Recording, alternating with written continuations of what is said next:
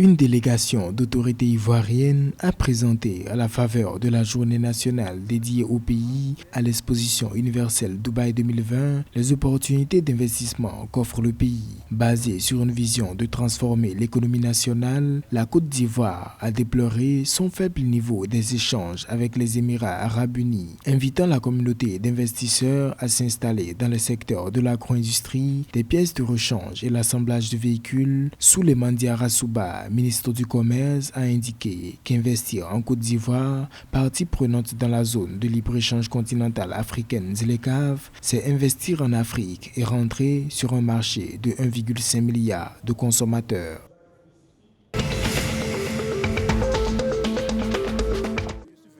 Renvoi du dossier de Rekia Madougou et de Joël Aïvor en jugement. C'est la décision prise par la commission d'instruction de la Cour de répression des infractions économiques et du terrorisme, CRIET du Bénin. Les deux inculpés seront jugés respectivement pour financement du terrorisme et complot contre la sûreté de l'État et blanchiment.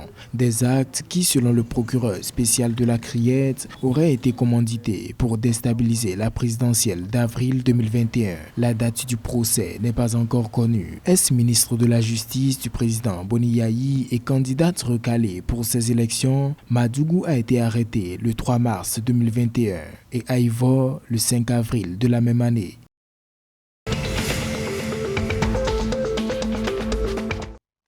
Lors de sa tournée africaine qui s'est achevée le samedi 20 novembre, le secrétaire d'État américain Anthony Blinken a annoncé la tenue d'un sommet sur la démocratie que le président Biden accueillera au mois de décembre. Selon la Maison-Blanche, le président américain va réunir les 9 et 10 décembre 2021 en virtuel le 10 sommet auquel seront conviés des chefs d'État et de gouvernement et des membres de la société. Le Sénégal figure parmi les 16 pays invités. L'objectif est d'outiller les participants à combattre la corruption dans les systèmes économiques. Pour des raisons non connues, la Côte d'Ivoire, le Togo et le Bénin ne figurent pas parmi les participants.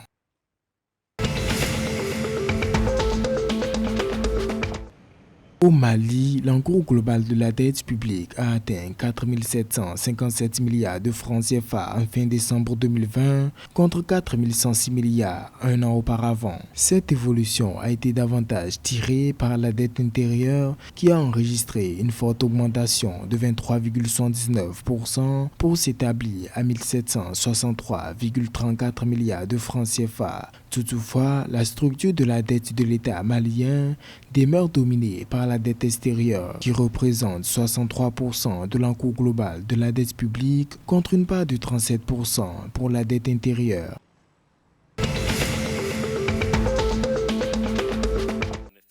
Lors de la 3e conférence sur la protection sociale au Centre international de conférence Abdou Diouf de Diamniadio au Sénégal, le président Macky Sall affirme vouloir améliorer les systèmes de sécurité sociale à l'évolution des contextes sociodémographiques des travailleurs. Étant entendu que beaucoup d'entre eux sont encore dépourvus de protection sociale, la non-prise en charge des personnes en situation de chômage, l'invalidité non professionnelle, entre autres, branches non prises en charge par l'État du Sénégal, ont été dénoncés à cet effet. Pour rappel, le chef de l'État avait exhorté les services de l'IPRES à passer à l'étude d'une faisabilité avant le 31 décembre 2021 afin d'augmenter de 10% les pensions des personnes retraitées.